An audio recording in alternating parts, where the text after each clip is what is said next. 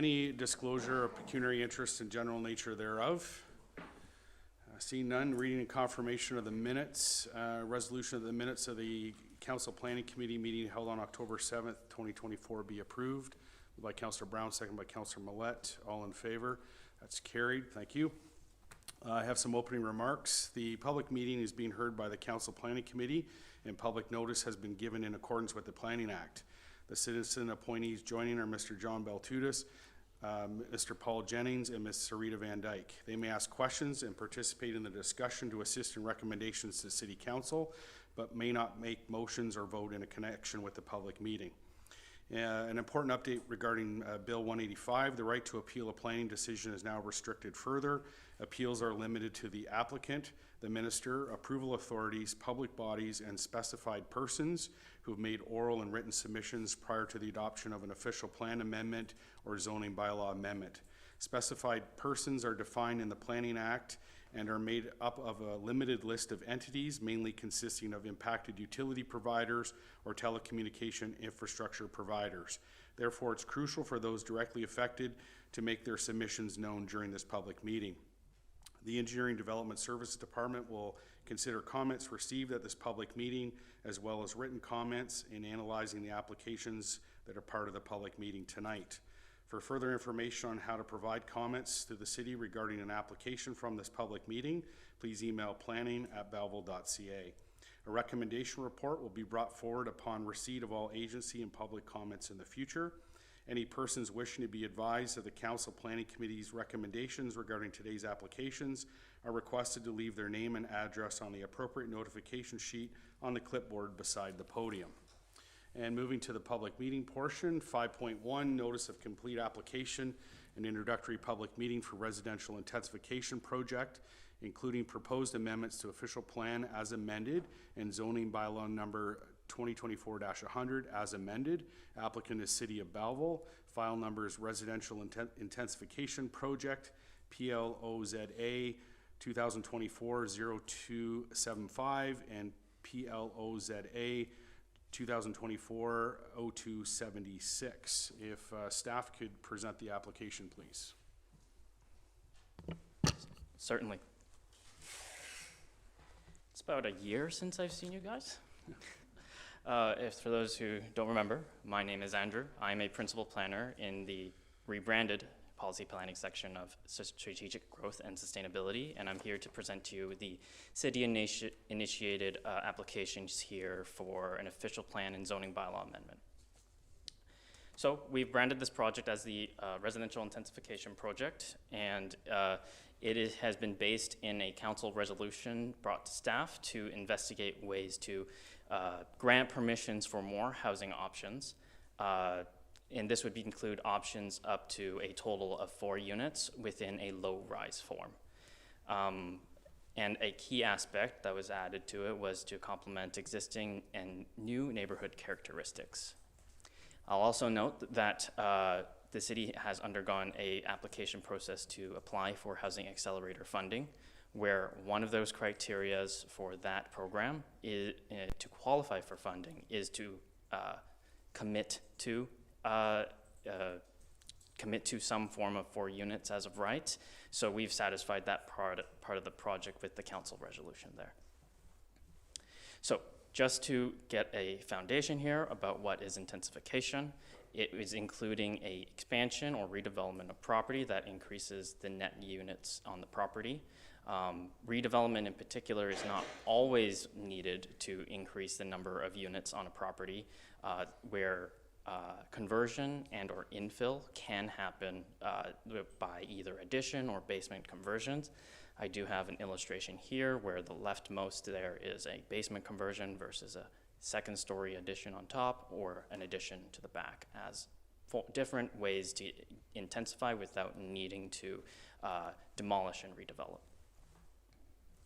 So again, this is an official plan and zoning bylaw amendment, so there are changes to both the zoning bylaw and the official plan so that they both support each other fully. We held a public information center on September 26th, and of course there's the public meeting today on November 4th, and following this meeting there will be a recommendation in a future committee meeting to provide a solidified recommendations of how this will roll out. So, in the crux of the application itself is bundled into 3 parts, and these 3 parts could independently go forward, or a combination of, but I've kind of grouped them into sections so that it's clear that which parts are affecting which ones. So we'll start with the first one here about aligning residential zoning along key corridors, where this illustration shows all the properties in green. Those are properties that are currently R1 zoned, and this initiative would propose to change all of those locations from R1 to R2, opening up the potential opportunities of where, from the official plan perspective, properties would should have the development should be directed towards, whether that be reconstruction or through infill developments or conversions. Okay, sorry, getting ahead of myself here, sorry. So from this project in particular is really focused on the planning theory and practice of how intensification can work. There's still the added aspect of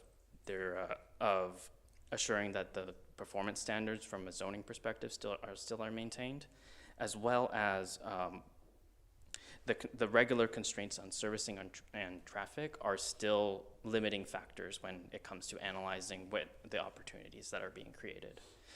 But in general, for this initiative in particular, there were a number of criteria that were used in terms of the mapping exercise to select the properties, including being on Ontario Collector Road, having access to municipal water and sanitary service, but not necessarily capacity. That's a different subject, as well as being currently R1 zoned.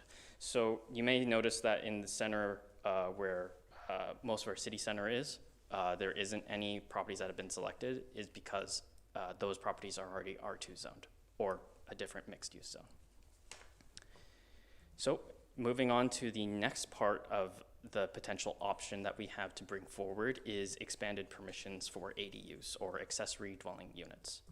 So accessory dwelling units are something that the cities need to permit up to two accessory dwelling units in any single semi or townhouse dwelling unit on its own lot in a residential zone that is serviced by municipal water and sanitary services. We are required to permit those as of by the province, and was changed last March to ensure that we have at least some controls over these accessory dwelling units in particular. But this initiative in particular would be looking to see if we could open up even more opportunities through accessory dwelling units by incrementing the amount up from 2 accessory dwelling units to 3, or in general, between all these options that are presented here to a total of 4. So it's 1 plus 3, 2 plus 2, 3 plus 1. The theory would be that there will always be some way to total to 4 units. I will note that the province did announce proposed legislative changes to accessory dwelling units. They are in regards to the province's interest in removing municipal controls over certain zoning regulations. So we'll be looking to see how that impacts this project, because if the province is willing to remove the city's ability to regulate ADUs, then that will have effect on how this gets implemented. The last option we have here is initiative number 3 for reducing barriers for ground-oriented housing options. Ground-oriented housing options are generally ones that are not apartment buildings, and each unit is independently accessed from the street or from the ground. And that includes single semi-towns, 2s, 3s, and 4s. So in general, Initiative 3 is looking to reduce barriers up to the 4-unit typology in 2 parts. The first part would be potentially introducing those uses into the R1 and R1 zone, as you can see noted with the green in terms of new permitted uses, along with reductions in lot frontage and lot area, and interior side yard setbacks. In terms of the R2 zone, we look to refine some of the provisions to give them a little bit more reductions, but not dramatically different from what they are right now.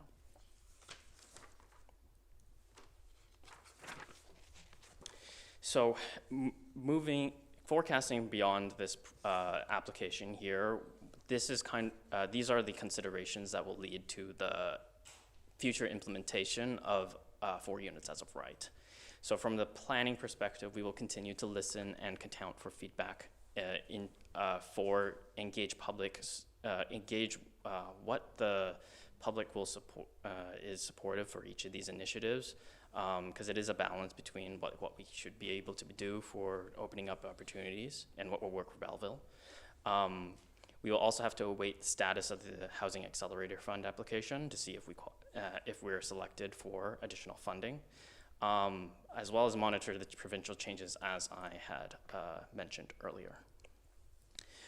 We will also have to consider future policy changes to kind of steer the potential redevelopment projects, such as lot consolidation policies, to kind of encourage that and have a better compromise between like redevelopment of new properties, but make sure they're within the scale of existing communities. There's also the engineering angle that will also have to analyze how the changes brought forward by this application will have an impact on servicing capacity and traffic. So we'll have to monitor about and regulate about these, what happens in existing neighborhoods and about the infiltration issues of existing sanitary infrastructure, as well as other areas with existing constraints. So the review process is envisioned to evolve over time for these 3 to 4 unit buildings. But in the interim, the engineering rationale will need to be provided regarding adequate servicing capacity and impacts of traffic by the applicants that come in. See here. Okay. So again, we're still open to feedback about this project and how, or in this application in particular, about how we can achieve 4 units as of right. This just illustrates some of what we've heard so far about the support, the concerns, some of the implementation questions, and some just requesting more information about the project. But we are listening for feedback for it, because we do know that this is a change that affects all of Belleville. So we'll want to make sure that the changes that we roll out are appropriate. So again, there are 2 ways that the members of the public can, outside of this meeting, can reach out to us, and that's planning@belleville.ca, and we have a dedicated web page that has a feedback form that also goes to us, belleville.ca/res intensification. Thank you. Okay, thank you for that. I know that committee members received your presentation earlier today. I would just ask perhaps if you could work with the Deputy Clerk's office to ensure that this presentation's added to the agenda online so that members of the public can access it later. Is there any questions from committee members? Councillor Millette. Thank you, Chair. Through you to Mr. Chan. A lot of work has been done, and a lot of work yet to be done, as I see. Just in clarification form, we're looking at approximately 1,230 properties that could potentially be revert from R1 to R2. Is that what I'm seeing in the reporting? That would be just Initiative 1, yes. Okay. And parking, as we know, is already an issue in a lot of areas. We're recommending that none of this be, intensification be done in the suburban areas where there's a little more leeway for some of that parking, only in the urban area. So I'm hoping that we can find a workaround on that as well. But again, as you're saying, this is an evolving process. Cutting to my first question then, I guess, is we need council's support for this. We need this recommendation to go to council support and then have that in place to leverage the funding from provincial and federal sources. Is that correct? The requirements for the Housing Accelerator funding Yes. is the commitment. So we've made that commitment. Yes. So as soon as if we get approved for the funding, then we'll need to negotiate with CMHC about what that funding implies. Sorry, I'm seeing something on there. Yeah, I'm just trying to understand the process. So if we do get approved, if this goes to council, council approves it, we have our applications into the accelerator fund. Then, as we're seeing this implementation as a work in progress, how does that shake out? Yeah, so there's specific milestones that the Housing Accelerator project or Housing Accelerator Fund application has. This is just one component, so even beyond this application here, there are other aspects that are attached to that, that are beyond that commitment. Okay. And then we would have to kind of walk through those through its own process down the line. But essentially, we would have to get at least something across the board to ensure that we are making that commitment. And what this application is doing is to make sure we have something of merit to kind of get us across that line. Okay. And further, if I may, Chair, I noted in reading some of the documentation that to date, interest has been, quote, incremental and gradual. Is that referring to ADUs in general? That would be ADUs, 3 units, and 4 units. Yeah. So, in my old newspaper days, if a reporter brought me a copy that said interest has been incremental and gradual, I would say that's slow or lacking.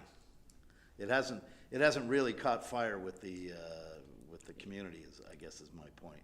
Yeah, we can use a different term for Okay, it, yep. but I think in my report I mentioned that like 15 applications since last April. Yeah. We have for the third ADU. I think second ADUs are a lot more common, but the third is, there's a lot more in the background that has to be accounted for. But we could see that number go up, but it really is dependent on a combination of factors, and zoning is just a sliver of that, so. Yeah, and I'll just wrap up with the fact that, and reading some of the submissions from, that were given by the members of the public when we opened it to comments, some very good and pointed questions, but not insurmountable, I wouldn't think, and I'm happy to see this, especially in some areas of the city, such as the East Hill, where we have lots that are almost an acre. It's just a big house with an acre of grass that people are cutting. I think this goes to what the legendary planning guru Jane Jacobs would call density done well. I think we're using the land that we have more responsibly, and I would encourage my colleagues to support this as well. Thanks very much. And thanks for your work on this, Mr. Chair. Oh, no problem.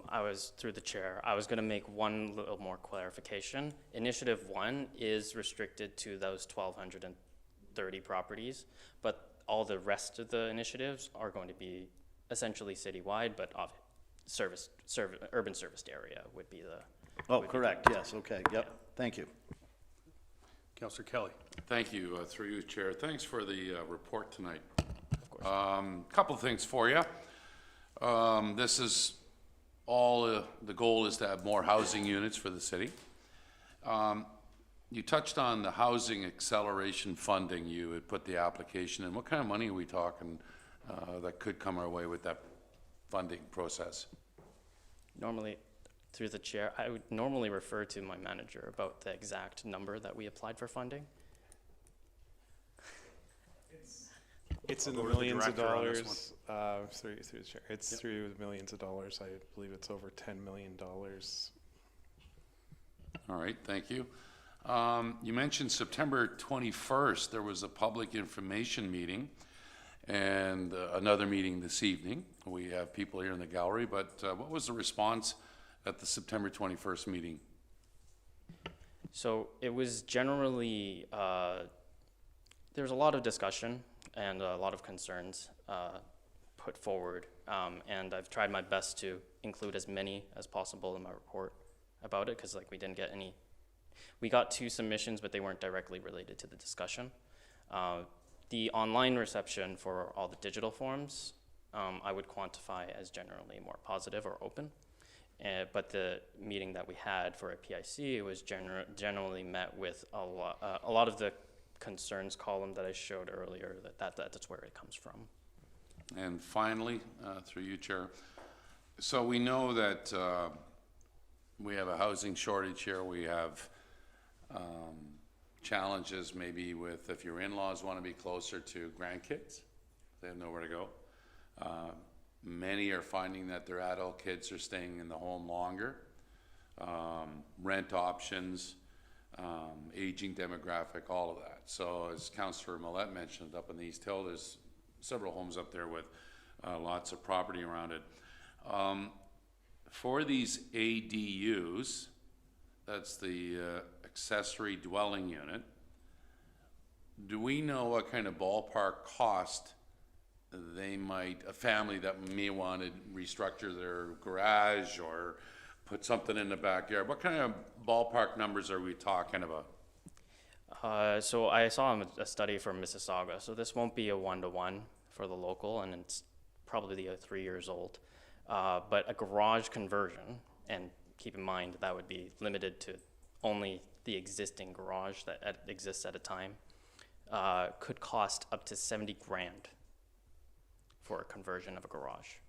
And then upwards, if you wanted a basement, reaching $250,000, and then a detached would kind of skyrocket because of the amount of services, underground services you need to extend to that outbuilding. Okay, and those are homes that are doing this by the letter of the law. We might have a few that are underground and doing this already that don't even fall into this ADUs. Is that fair? Yes. Thank you. That's all I have. Councillor Brown. Thank you, Chair. Thank you for the presentation. I've been looking forward to this for some time. Do have a question though. On Initiative 1, you talk about the R1s being converted to R2, but it's limited to south of the 401. Is there a reason why we didn't expand it into the suburban area as part of Ward 2? So I might need to rely on my director for this one. But my understanding is that there might be a servicing limitation north of the 401 because of what can cross the 401 in terms of the pipe for servicing. But that's what a rationale I got for that.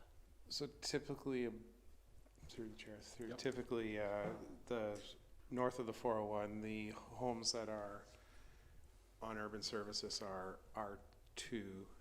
There might be some unserviced lots that might still be R1, but they wouldn't be able to sort of develop because they don't have the urban services.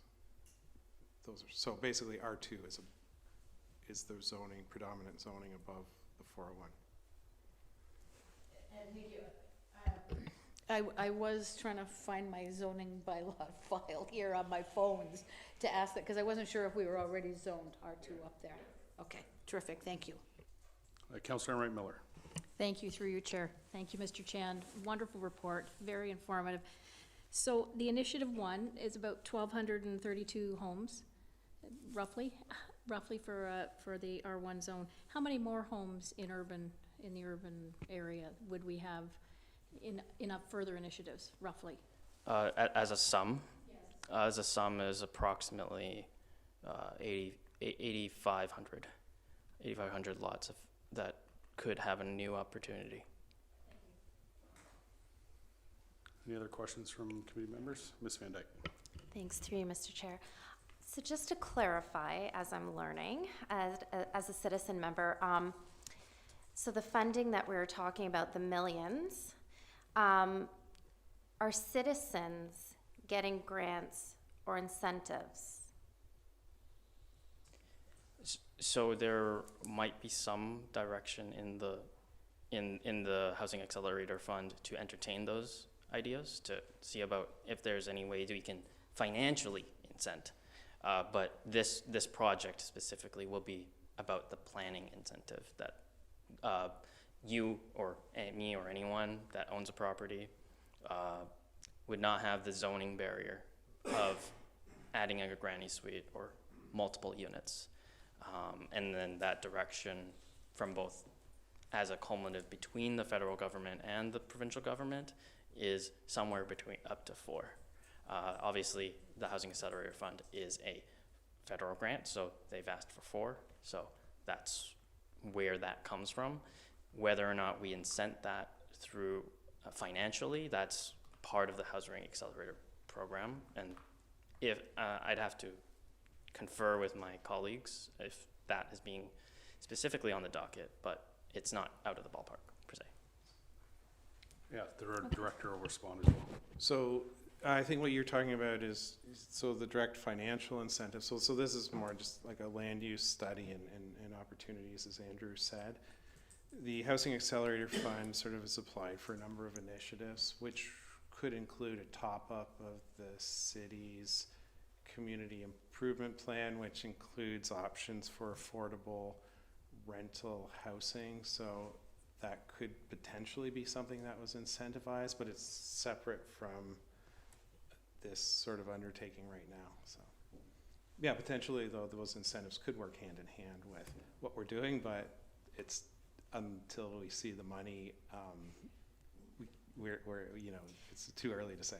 Right, I'm just trying to wrap my head around this, so you'll need to educate me a little bit better. But so the money that's coming in, this incentive, it goes according to how many people take advantage of this, or according to like how does that trickle down? And then how is the city receiving it? And then it's specifically going towards the planning. That part I get, Okay. but So the Housing Accelerator Fund has sort of it's a program designed to sort of give money to municipalities to either undertake studies or direct incentives. The city planning department and through this committee have sort of worked towards, regardless of whether we're going to get funding from the Housing Accelerator Fund, we're moving forward with sort of updating our policies and our bylaws to sort of facilitate getting ready. getting ready, but what is good planning sort of thing. So I don't, like, as planners, you know, we're trying to react to sort of, you know, the housing crisis, but we also still have to sort of fundamentally ask what is good planning and move forward with policies and strategies that reflect what that is. So regardless of whether we get the Housing Accelerator Fund, some of these initiatives that Andrew explained, the 3 initiatives, can be done with or without receiving money from the federal government. Thank you. Any other questions, Mr. Jennings? Thank you, through the chair. I guess I had a few questions. I read over the study done by the provincial government, and I think it's a great idea to take advantage of the existing infrastructure to densify and help solve the housing problem. I think the key aspect it says there is take advantage of existing services, and I think our part 2 of our initiatives is maybe getting into dangerous territory, which we're already experiencing, as we've discussed, north of the 401, where there isn't existing transit services. There's not enough parking. There's not enough parks. So we've talked about making sure the roads meet traffic requirements and the sewers and the water supply, but we are not providing public transit in those areas. Yet our initiatives are all reducing driveways. Again, I'm going to get on length of driveways, and we're adding more people onto these lots without anywhere for them to park or any way for them to get to work. So I think I have a concern with that. I think we should be having some kind of look into caveats to say that this initiative can only be done if there is existing public transit in that neighborhood. Then that neighborhood should not, if they don't have it, then that neighborhood should not have this expanded densification. Or maybe we should have, I think one of your requirements in part 2 was the setback being reduced to 3.6 meters unless there's a garage, then it's still at 6 meters. I think that type of distinction should be for every one of our zones. That we can have the house close, but if there's a driveway, it has to be 7 meters, not 6 meters. Again, the most popular car in the world, in Canada, is a truck which is more than 6 meters long. People can't park their work trucks on their own driveways in their homes, and that's causing us a problem, and it's limiting who's allowed to live in certain neighborhoods in certain places. So I think some of those things can be incorporated into here where we restrict and allow for people who aren't able to take the bus to a factory or to a office building every day at the same time, especially if they don't have a bus service to get them there. So I think the city is, you know, we're solving a problem here, but you're creating a bigger one. We already have it in the north. Council didn't approve spending money for bus routes in the north of the 401, and now we have a problem with parking in all subdivisions north of the 401. So I don't see how we can make a decision to add more people into these neighborhoods without providing them the services that they desire and require, which is our bus service and our adequate roads and parking. Mr. Chan? Through the chair. So one thing I want to restate is that in regards to specifically ADUs, we're not changing any of the performance standards. So if you want to propose, should this roll out, you have a single with 3 extra units, you're gonna need 4 individual parking spaces. How many properties actually can, even in tandem, accommodate that? So the parking control is still there. So I know desired parking is a different question, providing more than is required, but in terms of the actual viability of, one, the size of unit to not be too small, nor also to provide enough parking, is still a balance. Because if you ask me if I was gonna design a townhouse middle unit with extra units, it's actually extremely difficult to actually get enough parking without causing another zoning issue with another part of the zoning bylaw. So they all kind of work together. So in theory, yes, you could permit, like most lots could permit, but we're looking at the permissions and also the performance standards and the constraints. They still apply. It's just the window's being opened a little bit more for one more unit. Yeah, thank you for that feedback. I guess maybe my point is I don't think the existing guidelines are working, as we can see north of the 401. So I think we've, maybe is our time, if we're changing the numbers anyway, maybe we should be adapting them correctly. With apologies, a point of order. We seem to have veered off to the presentation at the podium at this point. I believe that all fair discussion, but maybe better suited for the planning advisory component. Yeah, thank you for that. And yeah, we'll just stick to questions to the folks at the podium and responses back. And we can certainly have further discussion and debate in the second portion of the meeting. Thank you for that. Mr. Jennings, do you have any other questions for Mr. Chan? Sir, I did have a question, the funding question as well. So I think your answer, Mr. Ashton's answer was the public does not receive any of that money, correct? And it is not forced to be spent on roads or infrastructure. So our Housing Accelerator Fund application is sort of pending review by the federal government. So whether we get Housing Accelerator Fund or not, this is an initiative that could be in sort of isolate, like it could be separate from the housing, whether we get Housing Accelerator funding or not, we could still move forward with this.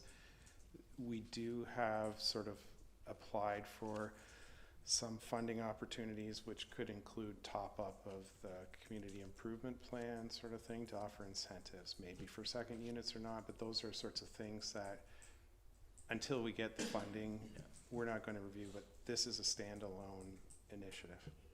Okay, thank you. Okay. Thank you. Any other questions from committee members? No? Okay, thank you, Mr. Chan. This is a public meeting portion, so if anyone else would like to provide comments, you can come to the podium, activate the microphone, and state your name.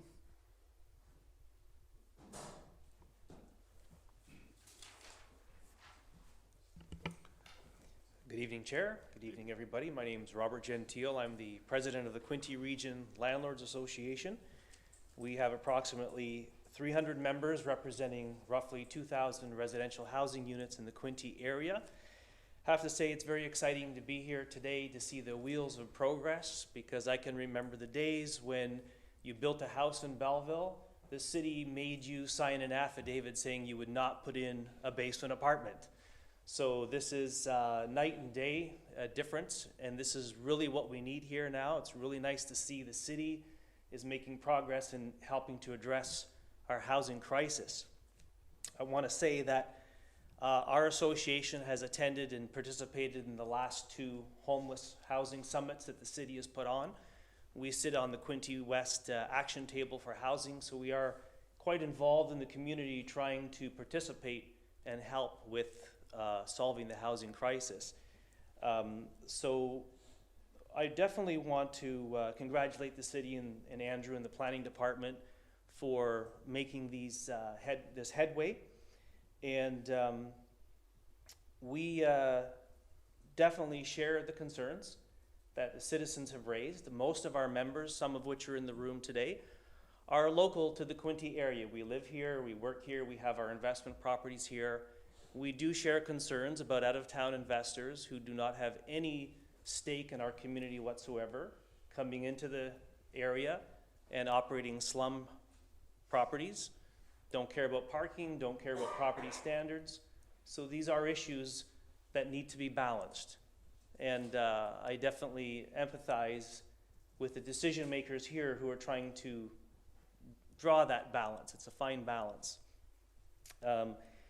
We, in our association, obviously, we are very conscientious about the housing we do provide. We want to provide safe, affordable, quality housing, and we want to encourage more people to do the same, because we need more housing. So the tools that the city is providing property investors is going to help us do that. We want to also consider, for future discussion, the city to consider other things that could be done to promote more housing. And some of the things are looking at the tax rate for multi-residential housing. Because if some of those tax rates are reduced, that also benefits the tenants, because the landlords must reduce the property taxes for the tenants as well. Utility arrears, there's a bylaw in place in Belleville that if the tenant gets into arrears and the city cannot collect from the tenant, they go after the landlord. And that's a disincentive and a complaint that we hear quite a bit. Bylaw enforcement, some of our members in the room tonight have reported issues where the tenants are in violation of property standards, couches, washing machines on the front yard. That ends up being enforced to the landlord rather than the person responsible, which is the tenant. Licensing is spreading across Ontario, and this is not welcome by housing providers. This is another layer of red tape and regulation. And the building code, the cost to put in some of these units have been raised tonight as a big issue. The federal government is talking about coming out with a $40,000 low-interest loan, but as we've heard tonight, that's a far cry from what it actually costs to put in some of these units. Coming out of the homeless summit, the city of Belleville passed a resolution that went into effect that the city will provide a $2,500 subsidy or grant for putting in a secondary apartment. Well, we looked into that a few months ago, only to be told by city staff that that money, there was no funding for that, and there was only 2 intakes. So it's a great initiative, but it hasn't been followed up with implementation. So something's gone wrong there. So anything the city can do with low-interest loans, provide incentives for the cost, would be helpful. There's also building code barriers as well. So if there's anything the city council can do to talk to the people responsible for the building code, would be helpful. For example, somebody wants to put in 2 suites into their basement. The building code forces them to put in 2 separate exits at a cost of approximately $20,000 per exit. So we're talking about excavating down and having an external stairway to create a door instead of just an egress window. So there are some building code barriers there as well. So our main point as I wrap up is to say thank you for this work. We encourage it. We share some of the concerns about the negative impacts on our community that has to be balanced. And we want to encourage the city to be open to suggestions from all stakeholders, including us as the housing providers. We want to provide more housing, but there's a lot of barriers. The Residential Tenancies Act is a barrier. Provincial regulation is a barrier. The dysfunctional landlord-tenant board is a barrier. So anything you can do to help us provide more housing is good. And we encourage the city to provide an environment that is more friendly to housing providers, yet at the same time focus on the bad apples who are running the slum properties and are not providing the safe, quality housing that our citizens deserve. Thank you. Thank you. Before you walk away, is there any questions from committee members? Councillor Kelly. Thank you, through you, Chair. Thank you, Robert, for your presentation. Are you the president of the local landlord association? Yes, Councillor Kelly. Sean's fine. So thanks for the update there. You're working with Quinte West, and you mentioned the landlord association is working to help solve the housing crisis. And I took note of your tax rates and some of the other incentives for maybe the city to look at. As the president of the association, how many units has the association added in the last 12 months for availability? Yeah, all of our members, when they join, they report to us how many units they have, but we don't keep track of how many are being added, so I can't answer that specific question. But judging by our membership roster, when they've joined, we're up to around 2,000 residential units that our members represent. So there's 2,000 under the umbrella for the landlord association. You referenced other landlords in your comments tonight. How many units would the city of Belleville have that are in a part of your association? Could you give us a guesstimate? Most of our members are in the Quinte area. We have some people outside Belleville. I'm going to give you a rough guesstimate because I haven't had a chance to crunch the numbers, and I didn't know I was going to be on the hot seat tonight, but I'll do the best I can. But I will say perhaps maybe in Belleville proper, we might be talking about around maybe half, around 1,000 units in Belleville. Thank you. Any other questions? Your remarks regarding the building code, I would suggest that you could direct those to our local MPPs, as you know, staff have to follow the building code, which is of course provincial regulation. So if you want to steer those comments there, that would probably help everybody. Thank you, Chair. Okay, thank you. Thank you. Anyone else wishing to address the committee? If you'd like to come forward, activate the microphone and state your name, please. Hi, my name's Barbie Bradford Garrow, and I'm just a homeowner, not associated with anybody. But I do live in one of the R1 zones, and I'm really concerned that up to 4 units could come into our neighborhood. They're, like right now, they're breaking up the family homes to 2 units, and we already can feel our neighborhood changing, the whole atmosphere. I know you already know about all the parking and stuff like that, but I really wish you would think of some of these areas that there's not room for 4 units.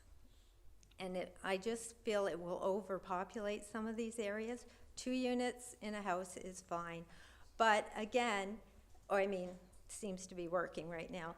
But these units are owned by landlords who do not live there. They do not live in our neighborhoods. And I find it hard when things are going on and you don't know who to contact. So, I'm sorry, I'm really nervous being up here.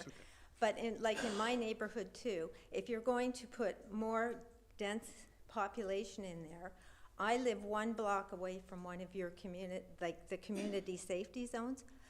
A number of our streets do not have sidewalks. We do not have curb and gutter. So again, my concern is you put more people in this area, there are more people walking the streets, including children. And I would like to know if some of this money coming from the government is going to be putting sidewalks and that into our neighborhoods, because it's just going to be a lot of buildings and a lot of people. Sorry, I don't know what else to say. I'm really concerned about our neighborhoods. And I mean, mine, you start putting 4 units in, it's just gonna be all buildings. Okay, That's it. thank you for your comments. Any Thank you. questions from board committee members? No? No, I'm thank not- you. Thanks. Thank you. Anyone else wishing to speak? You could activate the microphone, state your name, please. Hi, my name's Sean Moore.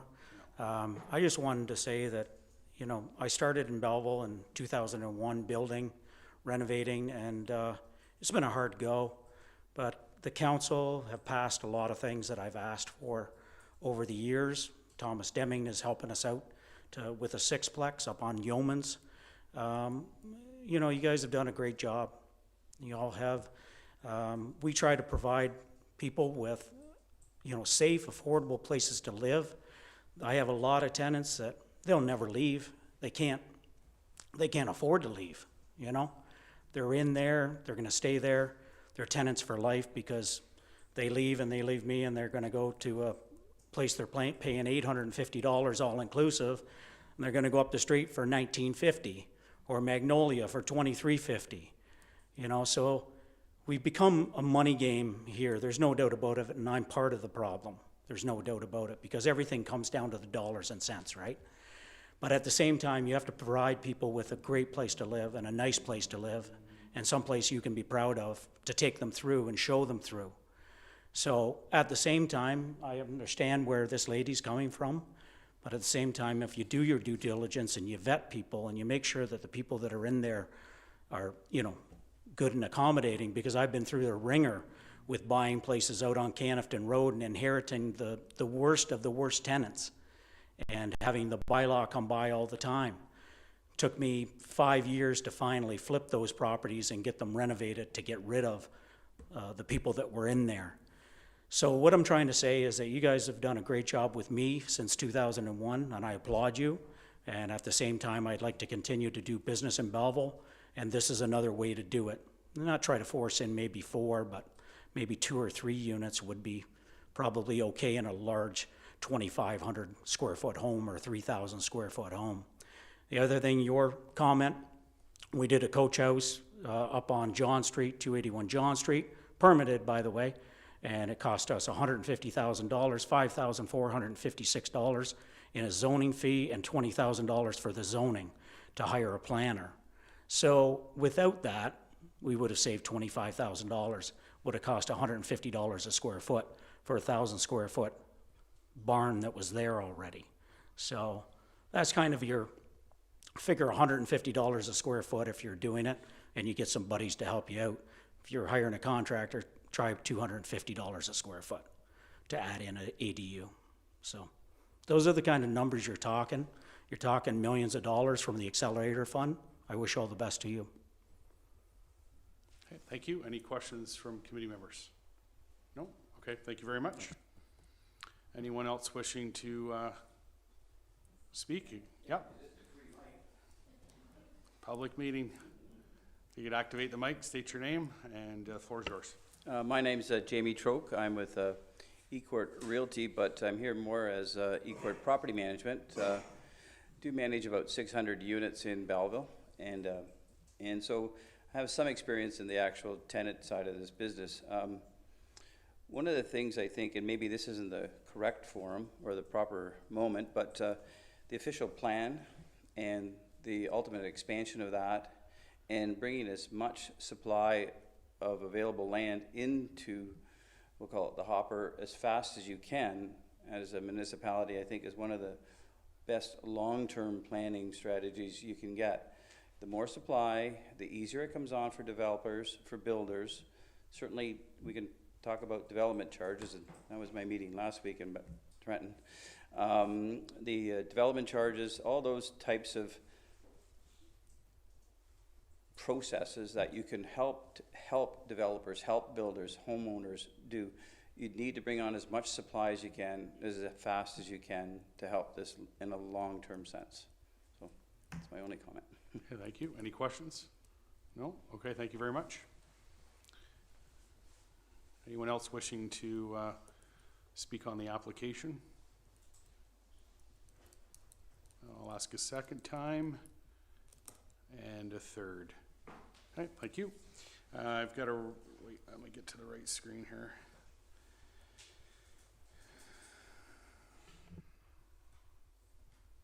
Okay, I have a resolution that the City of Belleville Residential Intensification Project be referred to the regular Planning Advisory Committee meeting for consideration. Moved by Councillor Brown, second by Councillor Enright Miller. All in favor? That's carried. Thank you. I get a motion to adjourn this portion of the meeting. Councillor Kelly, Councillor Enright Miller, all in favor? That's carried. Thank you. Moving on to the Planning Advisory Committee meeting. Oh, wait. Let me get to the right spot again.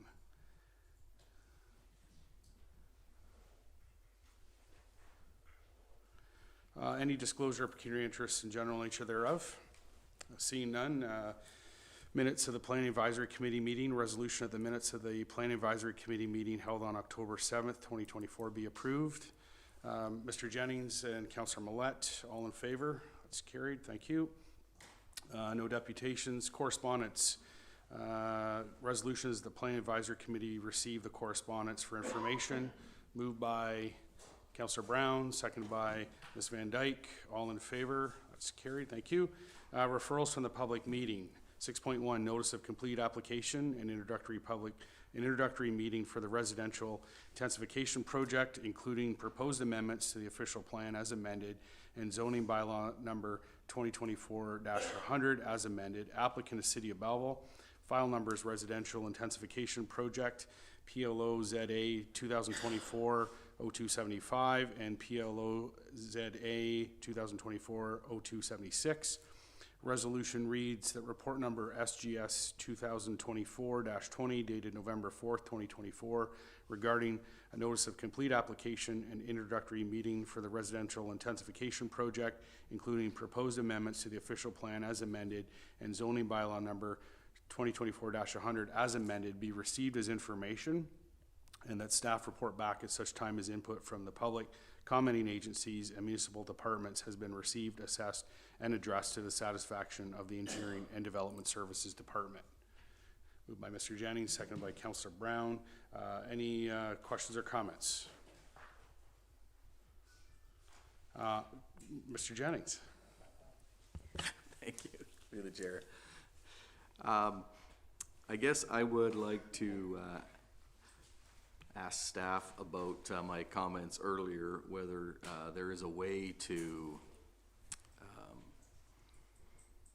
I guess, trigger or at least restrict these changes based on all the services available in that neighborhood. So can we look into restricting when there's not applicable transit or when there's not applicable sidewalks, a perfect example of that was just brought up. Is there some way we can do that, at least capture that in the bylaw so that we don't, developers don't start causing more troubles than the problems they're solving? Director? So I think there's probably a number of things at play. So even if we sort of say, so ADUs are legally permitted, like the province says, ye shall have ADUs. So I guess what we're talking about is the potential for an additional above and beyond, so like a total of 4 units. In that case, I think those are things that we'll look at very specifically, but we'll also wait to see what the federal government, if they're requiring the city to, if they give us money and they're requiring, they might have some very specific things they want to see. However, there are, in terms of services or traffic, you know, there is the ability to sort of look at requirements in terms of transportation impact or servicing capacity. Sidewalks, I think one of the initiatives is we're looking at a sidewalk strategy as part of our transportation master plan update. So it's not specific to here, but we're looking at gaps in our sidewalk network. So will council adopt, you know, an approach where it sort of identifies where we are missing sidewalks, where we need sidewalks, sort of thing. Parking, now the 3 units, you know, there are specific requirements, but I think it's important that, I think Andrew was saying too, like, just because you have zoning and you're allowed 3 units or eventually 4 units doesn't mean you can build those 4 units. So if you don't have the parking, you can't have those units. Likewise, for instance, if you're on a smaller lot on Sydney Street and you want to create 6 units, you might have to consolidate a couple of lots to build. You can't just kind of do it as of right. So you still have to meet, you know, frontage, you have to meet area requirements, those sorts of things. We still have in our new zoning bylaw put in a minimum landscaped open space in the front yard to sort of protect that sort of neighborhood feel sort of thing. So I mean, there's a lot of variations, and I know you keep talking, you do talk about the trucks and stuff, and well, you know, we do. I remember one of the first things when I was working for Whitby, someone kept calling up every planner when they were planner of duty, complaining that their H1 didn't fit into the garage sort of thing. But I think as a community, those are choices, and you know, if I know what you're thinking, well, should we review those performance standards, I guess is, but I guess what is the impact on that sort of thing as well. So those are lots of questions, and there's probably no easy answer, and so we're just trying to sort of look at the issues at a broader base and takes very specific sort of examples. But I think it would probably be helpful if in our discussions and that we sort of show that you can't necessarily build everything that it says you can build in that zone doesn't mean that you can build it in that zone. In terms of Kingston, for instance, they do ask for, you know, some engineering studies to get those expanded ADUs. So those, you know, that's something we'll be looking at, and I think that was what Andrew was sort of pointing towards as well. But we'll flesh that out as part of final recommendations when we come back to the committee. Great, thank you for that answer. I guess I'm thinking the same lines, that we can restrict parking, so there's very specific numbers based on the number of units, and if there's not enough room to put 3 parking stalls or 3.5 parking stalls, then we can limit that. But there is no limit based on transit accessibility or some of those other things, and even the master plans, you know, we're having issues again in newer neighborhoods where there's a plan for a park, but it's not going to be there for another 10 years. So in the meantime, it's not equal service neighborhood, and it's not working for the people living in those neighborhoods. So is there any way we can add these kind of triggers, just like the, you know, volume of sewer outflow restricts the number of people? Can't we also say that the transit accessibility limits the amount of people in that area? Director? I would say that transit is sort of a precursor to getting reduced parking, so that's an incentive that ADUs be located where there are areas of transit.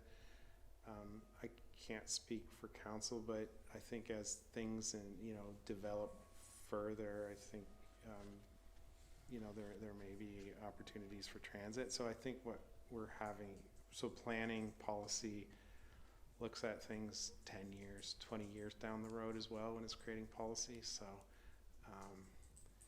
we don't necessarily kind of just look at specific to here and now, and transit typically is an incentive for reduced parking as opposed to, no, you can't have ADUs, and I don't think the province says, hey, you can't have ADUs because you don't have transit. They're sort of like, yeah, you can't have transit, or sorry, you can't have ADUs, so.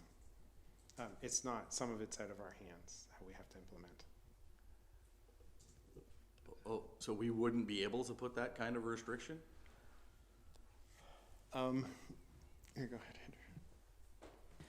So Bill 23, it said we needed to permit those uses, and that we could not provide more than one parking space as a requirement, so we couldn't require 2 parking spaces per dwelling unit, and we couldn't set a minimum requirement for that.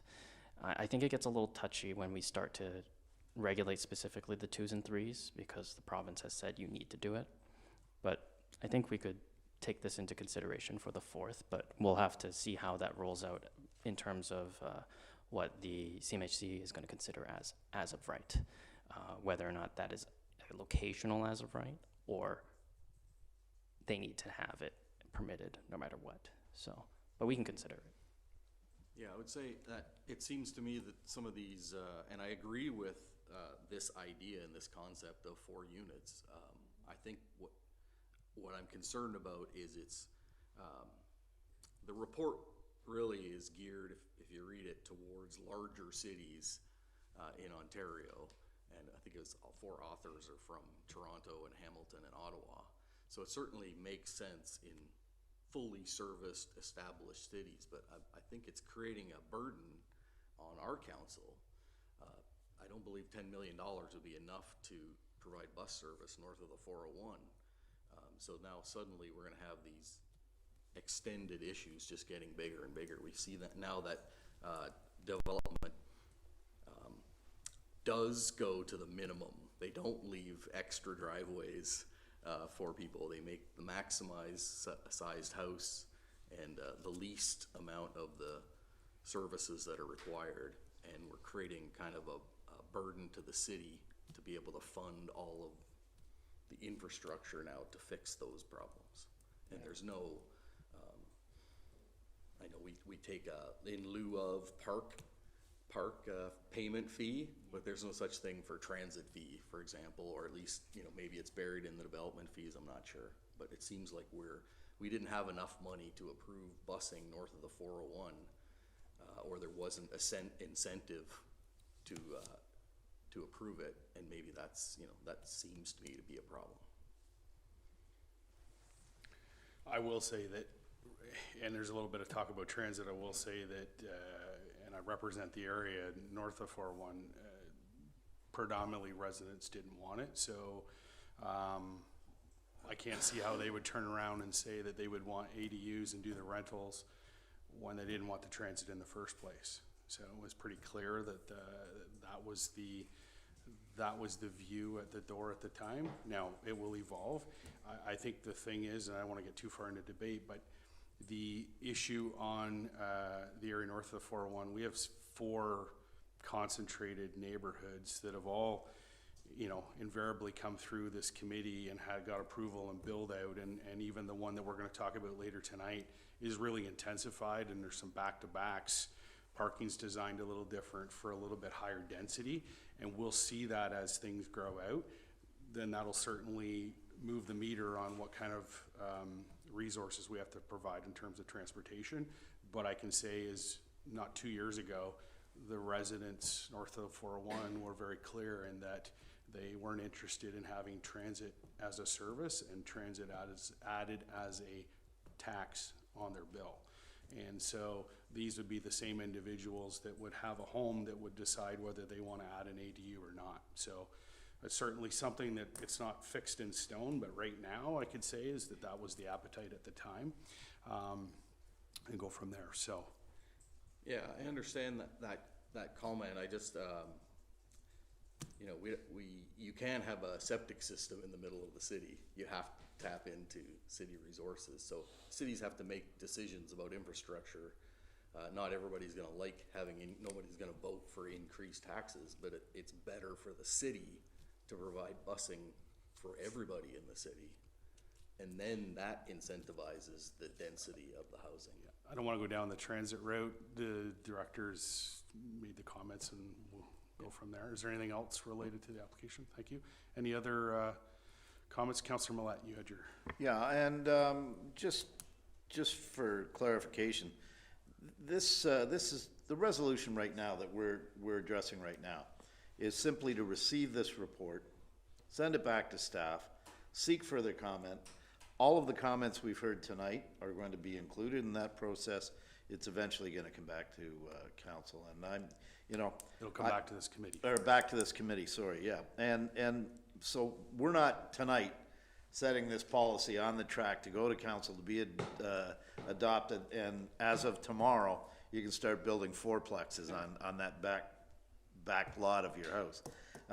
Just to make that clear. I think further to Mr. Jennings' comments, I believe that the guardrails that are in place, and your mic is open, it kind of messes with the, I believe the guardrails are in place, and we've heard, to some respects, the landlord association thinks those guardrails might be too restrictive. We at the council end rely on those guardrails to make sure that we're making an informed decision, and we're not just allowing willy-nilly fourplexes to be built and overburden our transit, our traffic, our infrastructure, our sewage and water. These guardrails are in place. So, when you look at Toronto, City of Toronto, for instance, there's 4 units allowed by right in the primary home. I mean, I could take my big Victorian on the East Hill right now, cut it into 4 separate apartments, and still be able to build an ADU in the backyard if I were in Toronto. So, we're going to find the right balance here, and I think, as I mentioned earlier, I think we're on the road to adopting a program that is, as I said, density done well. I mean, we've gone beyond the point where we're going to just keep expanding sprawl. That's not the answer. So this has to be done right, and I commend staff and in particular Mr. Chan for his work on this, and I look forward to having this come back. Thank you. Councillor Brown. Thank you, Chair. My question for staff, for Mr. Chan. You mentioned the number of ADU applications beyond the standard input 1 additional. I believe you said it was 15 since last April. Through the chair, yes, it would be 15. And if we were to extrapolate that and say into areas in Ward 2 that don't include conventional transit, how many of those ADUs, and you may not know the number right off the top of your head, but if you were to hazard a guess, 50% of the ADUs that have been completed, are they in Ward 2? So there's only been 2 completions. I believe they're in town. Okay. Or south of the 4-1, sorry. And with the application of 4 as of right and the way that this is moving forward, how quickly do we anticipate that there would be, excuse me, considerable growth that would result in, I'll use the word residents or pedestrians in that particular area? We're not anticipating a huge influx of ADUs popping up anywhere across the city? Through the chair, it took a while for second units to catch on, and third units even, I would say, slower because of the building code implications. And there's also an added aspect to servicing that comes with the 4th unit, because there are some building code requirements that require a servicing improvement to the connection, which further complicates it, and that they might need a higher level designer to help them with the design. Already with 3 units, you're already into a different designer, but 4th, you're guaranteed. So really, unless there's a provincial change that streamlines it, like, we would expect that this would be, again, slow and gradual. And I think that's an important consideration in terms of impact on sidewalks as a result of the four as of right, or transit as it pertains to four as of right. There's a whole lot of reasons why we might want to put sidewalks in, and has been a whole lot of reasons around why we did or didn't elect to where we put the transit. So I think we have to put this in context of, if we're not expecting an explosion, then we need to, is it the right thing to do? And then monitor it as it's being implemented to determine, is it a time for other areas of either transportation or transit or other committees to take some action as a result of that. That would be my assessment, my takeaway from this. Thank you. Any other questions or comments on this application? Just for the committee's interest, if you go back to September 9, 2024, there's a staff report on the council agenda, SGS 2024-16, which relates to the Housing Accelerator Fund. And as staff have pointed out, there's two components, obviously, and it outlines in the report all the initiatives that the city's identified with the Housing Accelerator Fund that we can utilize and leverage those dollars for.